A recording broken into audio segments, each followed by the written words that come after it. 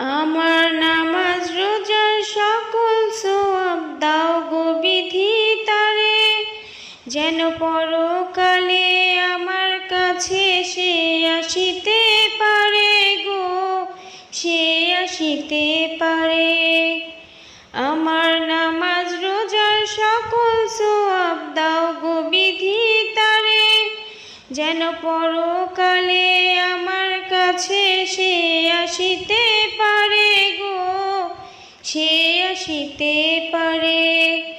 যদি না তারে পাবো নরকে হেঁটে যাব, যদি না তারে পাবো নরকে হেঁটে যাব।